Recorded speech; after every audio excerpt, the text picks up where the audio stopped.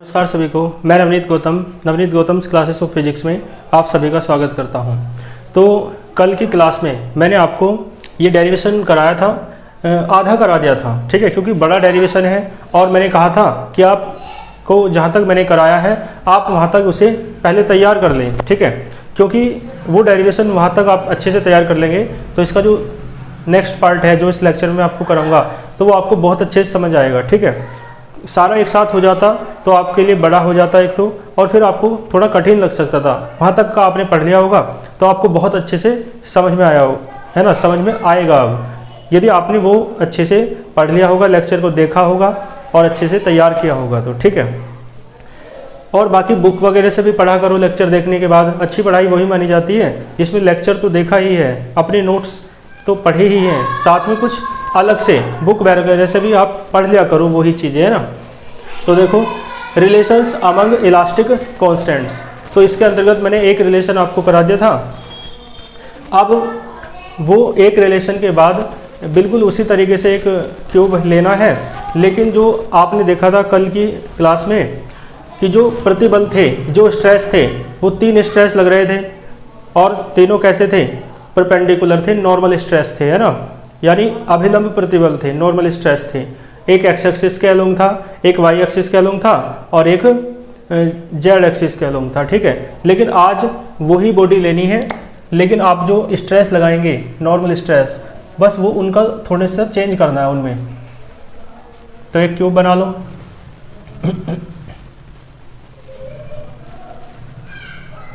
ठीक है, एक क्यूब है,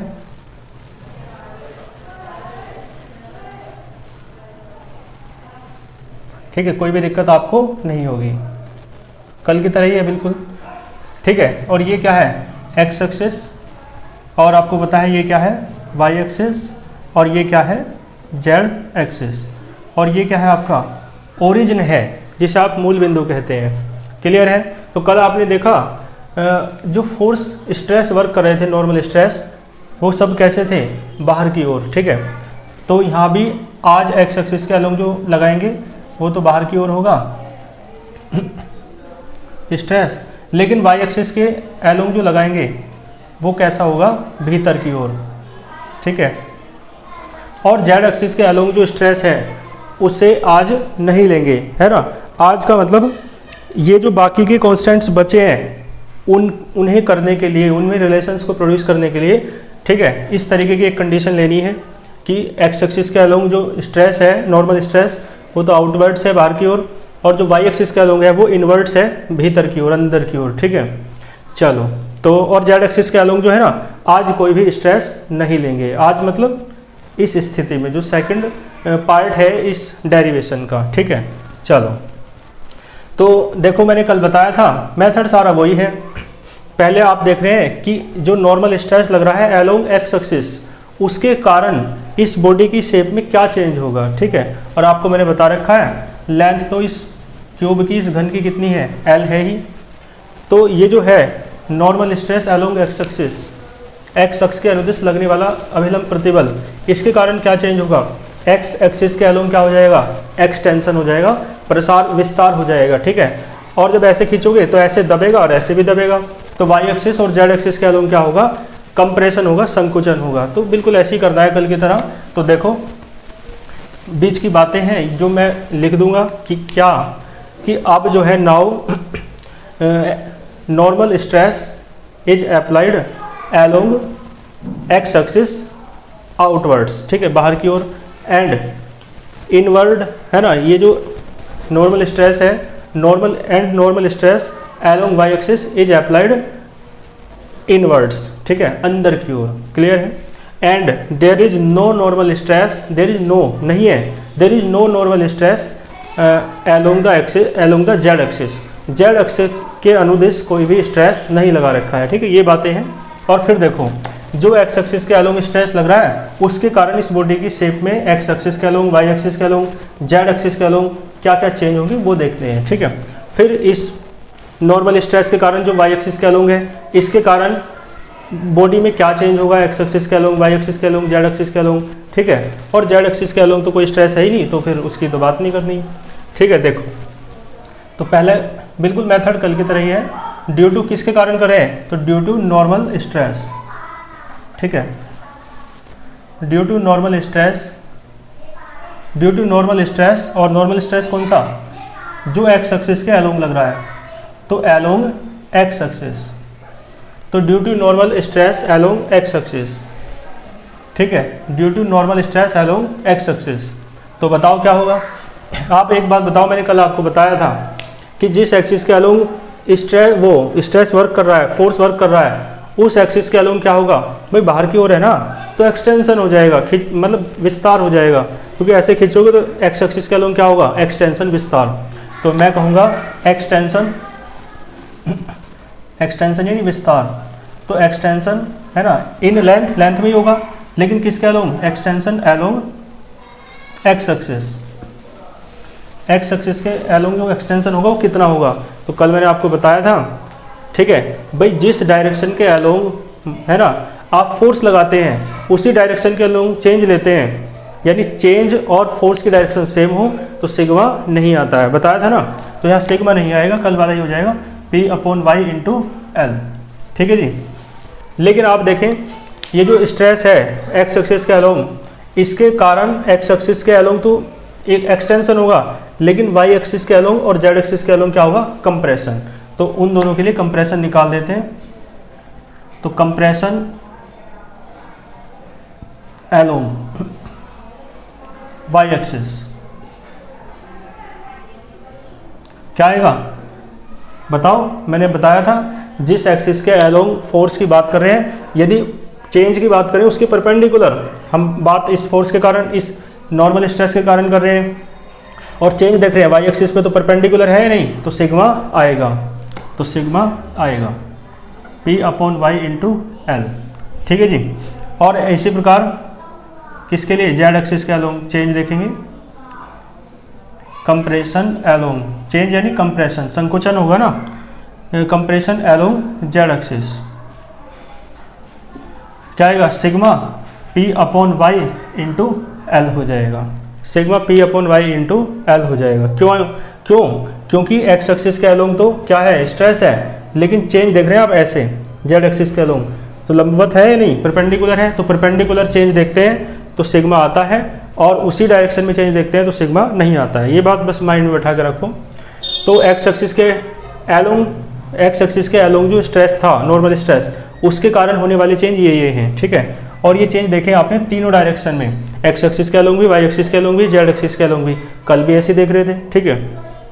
बस अब ये केस अलग है, इससे अलग रिलेशंस आएंगे, और कल जो केस था इसका क्यूब का, स्ट्रेस अलग अलग तरीके से लग रहे थे तीन जगह, तीनों एक्सिस के अलोंग, तो उससे आपका एक रिलेशन मिला आपको, ठीक है।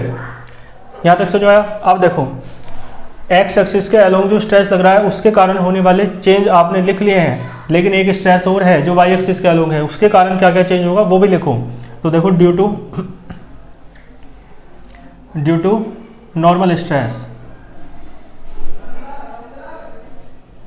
ड्यू टू नॉर्मल स्ट्रेस, और किसके अलोंग लग रहा है ये, अलोंग वाई एक्सिस, ठीक है जी। Due to normal stress along Y axis, clear है। तो आप एक बात देख के बताओ, वाई एक्सिस के अलोंग ऐसे अंदर की ओर है स्ट्रेस, तो कंप्रेशन होगा भाई, कंप्रेशन होगा ना, तो अब कंप्रेशन आएगा यहाँ पे,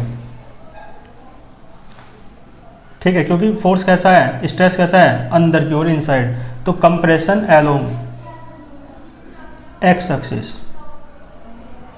अब यहाँ बताओ मेन बात है ना, आपकी परीक्षा है, बताओ जरा क्या आएगा। कंप्रेशन अलोंग एक्स एक्सिस क्या आएगा। देखो अब आप ये मत सोचना कि कंप्रेशन में तो सिग्मा आता है तो सिग्मा आएगा, नहीं। कंप्रेशन एक्सटेंशन से मत देखो कि सिग्मा एक्सटेंशन में नहीं आ रहा है, कंप्रेशन में आ रहा है, अभी तक कैसे हो रहा है। मैंने एक बात जो कॉमन बताई वो देखो, मैंने वो बात आपसे बताई है कि जिस डायरेक्शन में स्ट्रेस वर्क कर रहा है उसी डायरेक्शन में चेंज ले रहे हैं तो सिग्मा नहीं आता। आप वाई एक्सिस के अलोंग जो स्ट्रेस है उसकी बात कर रहे हो और चेंज की बात एक्स एक्सिस के अलोंग कर रहे हो, तो चेंज भी और स्ट्रेस भी दोनों एक ही डायरेक्शन में है। जब तो इस नॉर्मल स्ट्रेस जो वाई एक्सिस के अलोंग लग रहा है उसके कारण आप क्या निकालेंगे, कंप्रेशन अलोंग एक्स एक्सिस। तो ठीक है, तो वाई एक्सिस के अलोंग जो ये लग रहा है स्ट्रेस, ठीक है, इसके कारण आपको निकालना है। आप देखो ऐसे तो क्या होगा, कंप्रेशन होगा, वाई एक्सिस के अलोंग क्या होगा, कंप्रेशन होगा। ठीक है, पहले वाई एक्सिस के अलोंग ही निकाल लो। ठीक है, क्योंकि वाई एक्सिस पर फोर्स अंदर की ओर लग रहा है ना, तो वाई एक्सिस के अलोंग क्या होगा, कंप्रेशन। तो कंप्रेशन अलोंग वाई एक्सिस। ठीक है, वाई एक्सिस के अलोंग क्या होगा, कंप्रेशन होगा। और अब एक बात देखो, अब आप ये मत सोचना कि कंप्रेशन है तो कंप्रेशन में सिग्मा आता है, एक्सटेंशन में सिग्मा नहीं आता है, ऐसा कुछ नहीं है। क्यों? क्योंकि कंप्रेशन है ये जो वाई एक्सिस के अलोंग है। तो मैंने एक बात बताई थी कि जिस एक्सिस के अलोंग फोर्स लग रहा है ना, उसी एक्सिस के अलोंग यदि आप चेंज ले रहे हैं तो सिग्मा नहीं आता है। अब आप देखो वाई एक्सिस के अलोंग कंप्रेशन है, मतलब वाई एक्सिस के अलोंग नॉर्मल स्ट्रेस है, और वाई एक्सिस के अलोंग ही आप चेंज देख रहे हैं, तो दोनों के एक्सिस सेम है।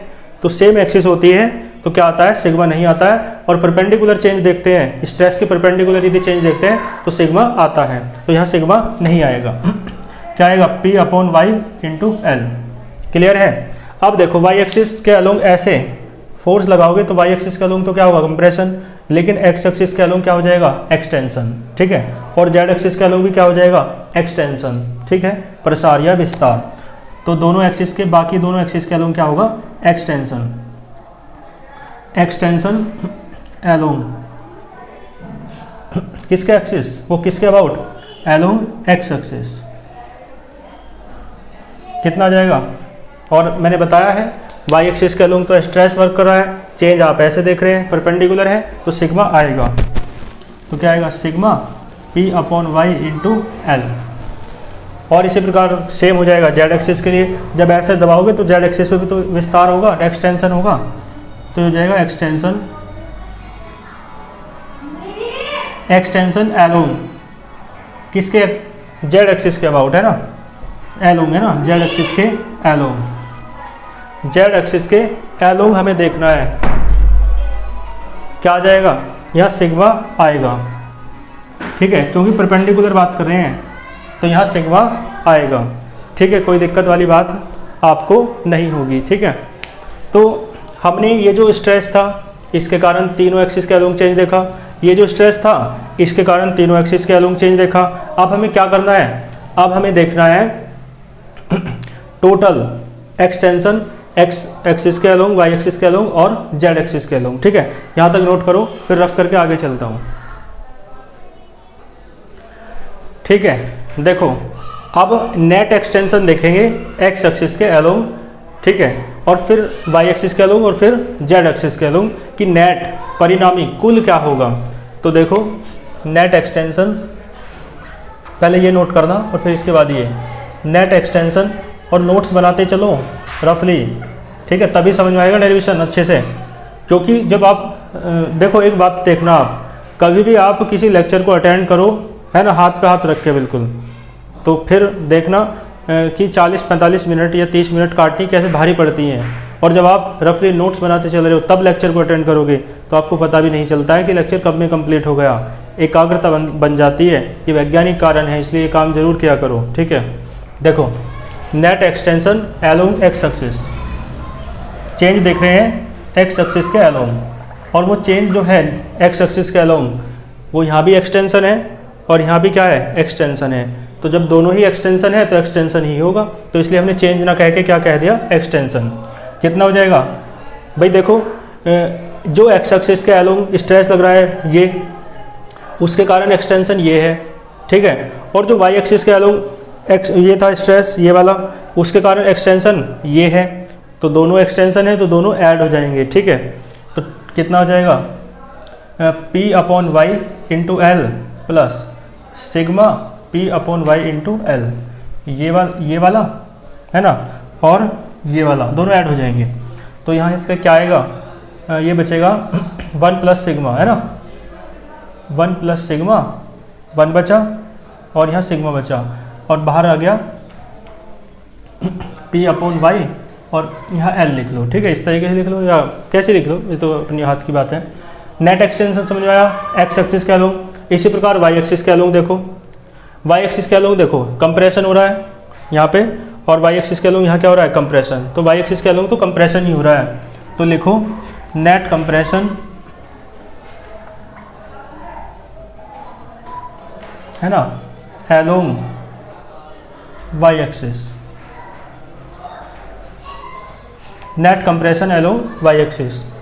तो देखो वाई एक्सिस के एलोंग इस स्ट्रेस के कारण जो कंप्रेशन है वो है ये, तो सिग्मा कंप्रेशन है तो दोनों ऐड हो जाएंगे और प्लस, और इस स्ट्रेस के कारण जो कंप्रेशन है वाई एक्सिस के एलोंग वो है ये P upon Y into L.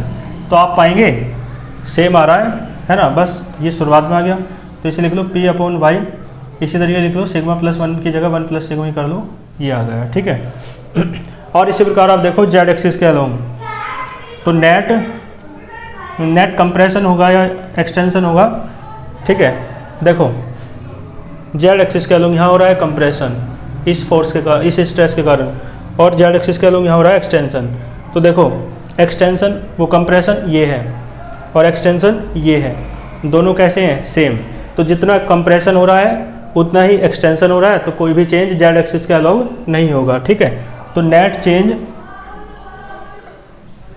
है ना किस एक्सिस के अलोंग, एलोंग जेड एक्सिस।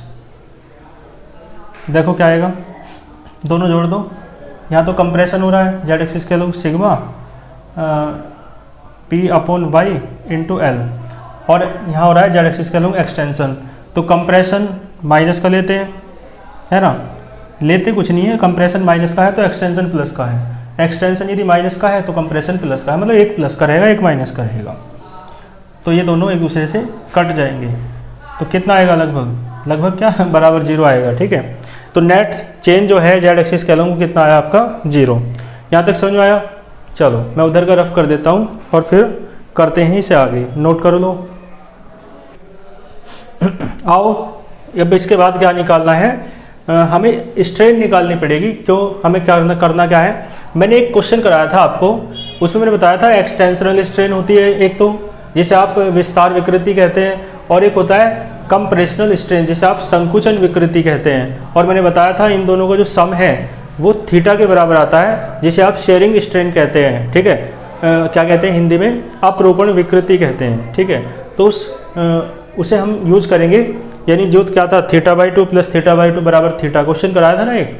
चलो तो उसे यूज करने के लिए एक्सटेंशनल स्ट्रेन की जरूरत पड़ेगी, कंप्रेशनल स्ट्रेन की जरूरत पड़ेगी। तो पहले ये निकाल लेते हैं। तो एक्सटेंशन कहाँ हो रहा है, एक्स एक्सिस के अलोंग, तो एक्सटेंशनल स्ट्रेन निकाल लेते हैं। एक्सटेंशनल स्ट्रेन, एक्सटेंशनल स्ट्रेन, ठीक है जी। देखो एक्सटेंशनल स्ट्रेन कैसे निकालेंगे। एक्सटेंशनल स्ट्रेन मैंने आपको बताया है, एक्सटेंशन हो रहा है, विस्तार हो रहा है लंबाई में, लेंथ में चेंज हो रहा है, change in length upon initial length, वो क्या होता है, एक्सटेंशन भी तो चेंज ही है, कंप्रेशन भी तो चेंज ही है। तो एक्सटेंशनल स्ट्रेन का अर्थ है लॉन्गिट्यूडिनल स्ट्रेन। अब विस्तार विकृति का अर्थ होता है अनुदैर्ध्य विकृति। तो एक्सटेंशनल स्ट्रेन पता है क्या हो जाएगी, ये हो जाएगी आपकी change in length upon initial length. और लेंथ में जो चेंज हो रहा है वो आपको पता है कितना चेंज हो रहा है, नेट एक्सटेंशन, है ना। चेंज का मतलब एक्सटेंशन, तो ऊपर क्या आएगा, एक्सटेंशन, क्या आएगा, नेट एक्सटेंशन। भाई एक्सटेंशन चेंज एक ही तो बात है, एक्सटेंशन चेंज दो प्रकार का होता है, एक्सटेंशन और कंप्रेशन। तो एक्सटेंशन भी क्या है, चेंज है, तो net extension upon initial length, initial, clear है। तो देखो एक्सटेंशन कितना हो रहा है, ये हो रहा है ये, तो आप पाएंगे ये कितना है, P, चलो लिख देता हूँ ऊपर को, P अपॉन वाई और 1 प्लस सिग्मा और इंटू में L, और अपोन में क्या है, ये है, और अपोन में क्या आएगा, इनिशियल लेंथ। लेंथ पता है आपको L थी, है ना, क्यूब की लेंथ L तो थी, अब इतनी और बढ़ गई तो L प्लस इतनी हो जाएगी, लेकिन उसकी जरूरत नहीं, हमें एक्सटेंशन पता है और इनिशियल लेंथ पता है। तो यहाँ से एक्सटेंशनल स्ट्रेन आ गई आपकी, कितनी आ गई, P अपॉन वाई और 1 प्लस सिग्मा, ठीक है जी। इसी प्रकार आप कंप्रेशनल स्ट्रेन निकालो। कंप्रेशनल स्ट्रेन जो आप निकालोगे वो किसके कारण निकालोगे, कंप्रेशनल स्ट्रेन यहाँ से निकल जाएगी, क्योंकि नेट कंप्रेशन आपको पता है। आप निकालो कंप्रेशनल स्ट्रेन, कंप्रेशनल स्ट्रेन, ये आ जाएगी आपकी नेट कंप्रेशन, ठीक है। क्योंकि कंप्रेशनल स्ट्रेन भी क्या है, लॉन्गिट्यूडनल स्ट्रेन है, तो नेट कंप्रेशन अपॉन क्या आएगा, इनिशियल लेंथ, यानी चेंज इन लेंथ ऊपर है और अपॉन में क्या है, इनिशियल लेंथ। ठीक है, तो नेट कंप्रेशनल स्ट्रेन निकालनी थी और आपको पता है नेट कंप्रेशन कितना है, नेट कंप्रेशन ये रहा। ठीक है, तो सिमिलरली कर दें, डायरेक्ट कर देना। अरे P upon Y 1 plus sigma L, और अपॉन एल से एल कट जाएगा उससे ऊपर की तरह, तो डायरेक्ट लिख दो P upon Y 1 plus sigma, बस। ठीक है जी, यही तो बचेगा। तो आपने देखा एक्सटेंशनल स्ट्रेन ये है, कंप्रेशनल स्ट्रेन भी आपकी यही है। ठीक है, तो दोनों सेम है। अब देखो मैंने जो फॉर्मूला बताया है आपको, कराया था प्रूफ कि extensional strain plus compressional strain is equals to क्या होता है, शेयरिंग स्ट्रेन। ठीक है, विस्तार विकृति प्लस क्या बोलते हैं, संकुचन विकृति, और बराबर क्या हो जाएगा, अपरूपण विकृति।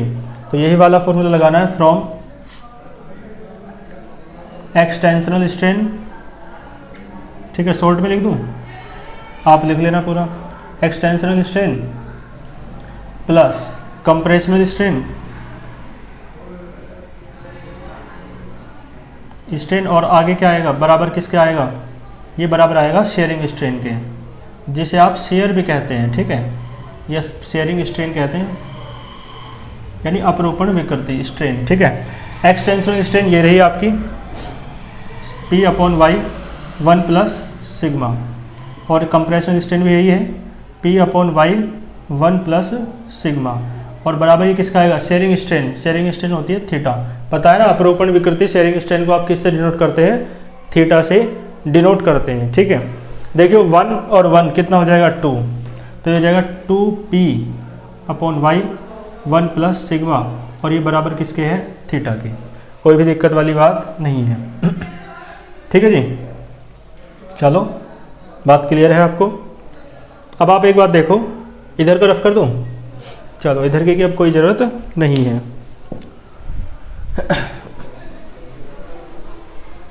देखो अब हमें करना क्या है, हमें रिलेशन लाना है किस किस के बीच। एक रिलेशन तो आया है, इसके 4-5 रिलेशन है ना, आ जाएंगे।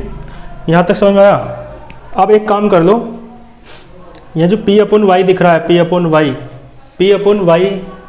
अपॉन थीटा करो इसे। ठीक है, क्या करो, P अपॉन थीटा,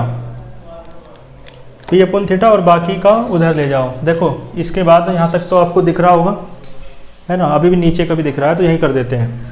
देखो क्या हो जाएगा, थीटा को अपॉन में लेके आओ, 2 भी रहने तो चाहे, 2P अपॉन थीटा, और ये कर लो 1 प्लस सिग्मा, और ये जो अपॉन का वाई है ना, इसे इधर ले जाओ। ठीक है, अब देखो ध्यान देना, मैंने आपको बता रखा है दृढ़ता गुणांक, जिसे आप ईटा कहते हैं, ईटा इसे आप कहते हैं मॉडुलस ऑफ रिजिडिटी। ईटा बराबर था F अपॉन ए, है ना, F अपॉन ए और अपॉन थीटा। F अपॉन ए को यहाँ पे आप P कह रहे हैं इस डेरिवेशन में, है ना, तो P अपॉन थीटा क्या हो जाएगा, ईटा। तो ये आ जाएगा आपका 2 ईटा 1 प्लस सिग्मा और बराबर y। ठीक है जी, तो आपका एक तो वो आया था और एक आपका ये आ गया रिलेशन 1 प्लस सिग्मा। वो जो था उसे आपने इक्वेशन फर्स्ट डाला होगा, और ये कौन सी इक्वेशन हो जाएगी आपकी, इक्वेशन नंबर 2। ठीक है, तो आपके 2 हो गए हैं। अभी तक 2 समझ में आया आपको यहाँ तक, है ना। अब देखो क्या करना है, यहाँ से एक काम करो, सिग्मा की वैल्यू निकाल के फर्स्ट वाले में रख दो। और फर्स्ट आया था वो क्या था, y बराबर 3k 1 माइनस 2 सिग्मा। कल वाला ये था, समीकरण 1 डाला हुआ उसे आपने इक्वेशन फर्स्ट, और ये इक्वेशन सेकंड है। आप एक काम करो, तीसरे वाला भी आएगा, यहाँ से सिग्मा की वैल्यू निकाल लो और वहाँ रख दो, या वहाँ से सिग्मा की वैल्यू निकाल दो यहाँ रख दो, है ना। कैसे कर लो, सिग्मा को रिमूव करना है कुल मिला के, तो यहाँ से निकाल लो सेकंड से। देखियो सिग्मा की वैल्यू निकालो तो y वो 2 ईटा अपॉन वाई आएगा 1 प्लस सिग्मा। तो देखियो y अपॉन 2 ईटा माइनस 1 बराबर सिग्मा। तो सिग्मा की जो वैल्यू है कहाँ रख दो, पुट इन फर्स्ट में रख दो। फर्स्ट इम्प्लाइज फर्स्ट वो रही जो कल कराई थी, y बराबर 3k 1 माइनस 2 सिग्मा। 2 और सिग्मा की वैल्यू रखो, y अपॉन 2 ईटा और माइनस 1, और ये आ जाएगा यहाँ तक। y बराबर 3k 1 माइनस, ठीक है, y बराबर 3k 1 माइनस 2 तो है ही, सिग्मा की वैल्यू ये वाली आपने यहाँ पे रख दी है, ठीक है। कैलकुलेट करो तो y बराबर 3k और 1 माइनस 2 से 2 कट जाएगा, मल्टीप्लाई करोगे तो वो y अपॉन एटा बचेगा और ये बचेगा माइनस माइनस प्लस का 2, ठीक है जी। तो y बराबर आपका कितना आया, y बराबर आपका आ जाएगा 3k तो बाहर रहेगा और ये बचेगा 1 और 2 3 माइनस y अपॉन ईटा, ठीक है जी। नोट करो यहाँ तक, चलते हैं फिर रफ करके आगे, ठीक है। इसके बाद देखो इधर लिखते हैं 3k के अंदर मल्टीप्लाई कर दो तो y बराबर क्या आ जाएगा, 3 3 जा 9, 9k माइनस ये हो जाएगा 3ky और अपोन में क्या आएगा ईटा, ठीक है।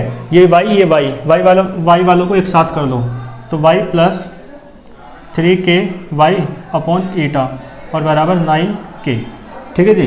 y कॉमन ले लो तो 1 प्लस 3k अपॉन ईटा और बराबर क्या आएगा 9k, ठीक है जी।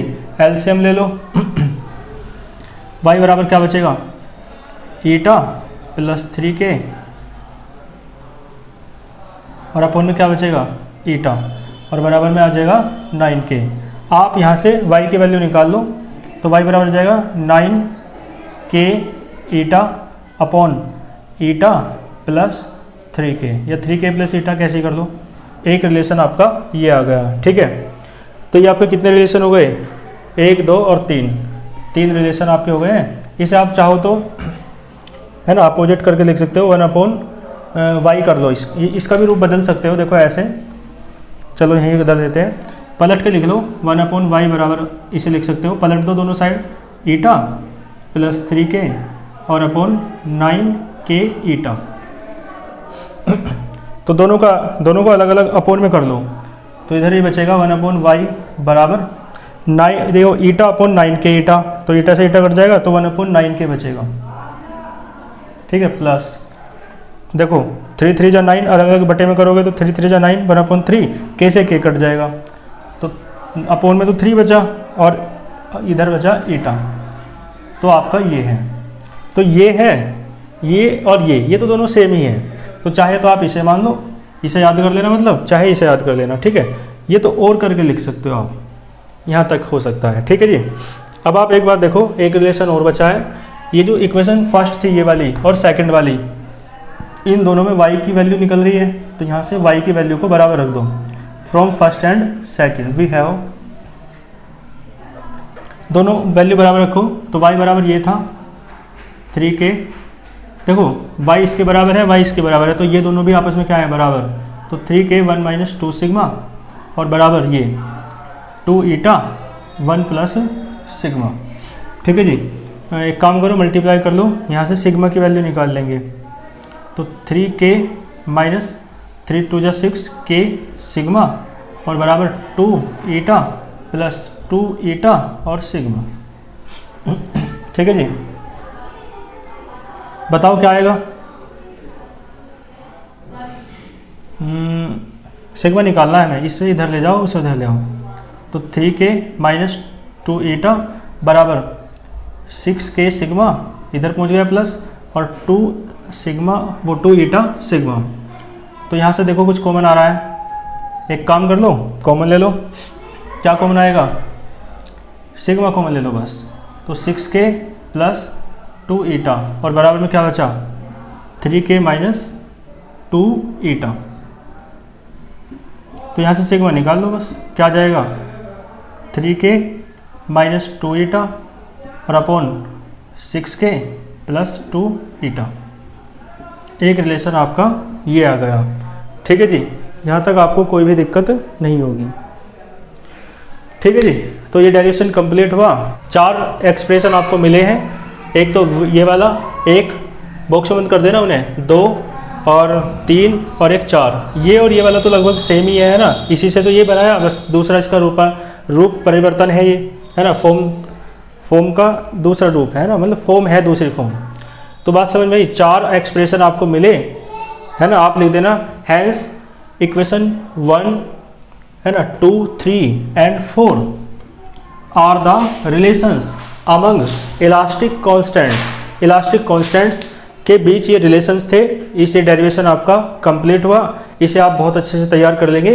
बहुत अच्छा, बहुत इंपॉर्टेंट क्वेश्चन था ये, ठीक है। बाकी PDF नोट्स आपको टेलीग्राम ग्रुप में मिल जाएंगे। वीडियो के डिस्क्रिप्शन बॉक्स में आपको लिंक दिया हुआ है, वहाँ जाकर आप ज्वाइन हो सकते हैं, ठीक है। तो आज के लेक्चर में इतना ही रखते हैं, फिर कल नेक्स्ट टॉपिक के साथ मिलेंगे। अच्छे से पढ़ते रहिए, बहुत अच्छे से इस डेरिवेशन को तैयार कर लीजिए, ठीक है, बहुत इंपॉर्टेंट है। तो फिर मिलते हैं नेक्स्ट लेक्चर में। अच्छे से पढ़ते रहिए, ध्यान रखिए, प्रसन्न रहिए। All the very best.